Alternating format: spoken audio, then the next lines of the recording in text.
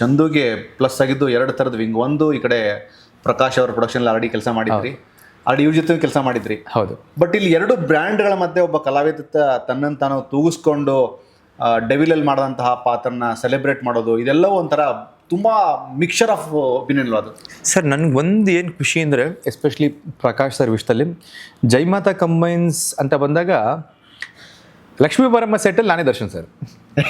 ಅಂದರೆ ಹೌದು, ಈಗ ನಾನು ಹೀರೋ ಸೆಟ್ಟಲ್ಲಿ, ಲಕ್ಷ್ಮೀ ಬಾರಮ್ಮ ಸೆಟ್ಟಲ್ಲಿ ನಾನೇ ದರ್ಶನ್ ಸರ್. ಅಂದರೆ ನನಗೆ ಏನೊಂದು ಪ್ರಾಮುಖ್ಯತೆ ಕೊಡಬೇಕು, ಅಂದರೆ ಅಫ್ಕೋರ್ಸ್ ಎಲ್ರಿಗೂ ಸಿಕ್ತಿದ್ದು ಬಿಡಿ, ಅದರಲ್ಲೂ ನನಗೆ ಎಸ್ಪೆಷಲಿ ತುಂಬ ಚೆನ್ನಾಗಿ ನೋಡ್ಕೊಂಡಿದ್ದಾರೆ. ಅಂದರೆ ಸುಳ್ಳೆ ಕೇಳಬೇಕು, ನಾವು ಪ್ರೊಡಕ್ಷನ್ ಕೆಲಸ ಮಾಡಿದ್ದೀವಿ, ಅನ್ನ ತಿಂದಿದ್ದೀವಿ, ಇವತ್ತು ಆ ಪ್ರೊಡಕ್ಷನ್ ಸಾಕಷ್ಟು ಕೊಟ್ಟಿದೆ. ಇನ್ನು ಅವ್ರು ನಂಗೆ ಲೈಫ್ ಲಾಂಗ್ ಅವ್ರು ಏನು ಮಾಡೋದೇ ಬೇಡ, ಅಷ್ಟು ನನಗೆ ಮಾಡಿಕೊಟ್ಬಿಟ್ಟಿದ್ದಾರೆ ಅಲ್ಲೇ ಅವರು.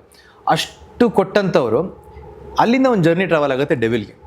ಈಗ ಡೆವಿಲಲ್ಲಿ ಏನಾಗುತ್ತೆ, ದರ್ಶನ್ ಸರ್ ಇದ್ದಾರೆ, ಪ್ರಕಾಶ್ ಸರ್ ಇದ್ದಾರೆ, ಇವರೆಲ್ಲ ದೊಡ್ಡ ದೊಡ್ಡ you know they are the biggest pillars Kannada industry. ನಾನು ಆ ಪಿಲ್ಲರ್ಗೆ ಒಂದು ಚಿಕ್ಕ ಜಲ್ಲಿಕಲ್ಲು ಅಲ್ಲ, ನಾನು ಚಿಕ್ಕ ಜಲ್ಲಿಕಲ್ಲು ಅಲ್ಲ. ನನ್ನನ್ನು ಕೂಡ ಇಲ್ಲಿದ್ದು ಇಬ್ಬರಿದ್ದಾಗ ಅದ್ರ ಮಧ್ಯೆ ನಾನೊಬ್ಬರು ನಿಲ್ಲಿಸ್ತಾರೆ. ಅಂದರೆ ಒಂದು ಸಮಾನತೆ ಕೊಡ್ತಾರೆ. ನೀನು ಚಿಕ್ಕ ಕಲಾವಿದ ಆದ್ರೂ ನೀನು ಇಲ್ಲಿ, ನೀನು ಎಲ್ಲ ಒಂದೇ, ಇಲ್ಲಿ ನಮ್ಮ ಜೊತೆಗೆ ನೀನು ಇರಬೇಕು, ನಮ್ಮ ಜೊತೆ ಒಂದು ಟ್ರಾವೆಲ್ ಇದೆ, ನೀನು ಯು ಆರ್ ಈಕ್ವಲ್ ಅಂತ ಒಂದು ತೋರಿಸ್ತಾರೆ. And that is something that is felt very nice.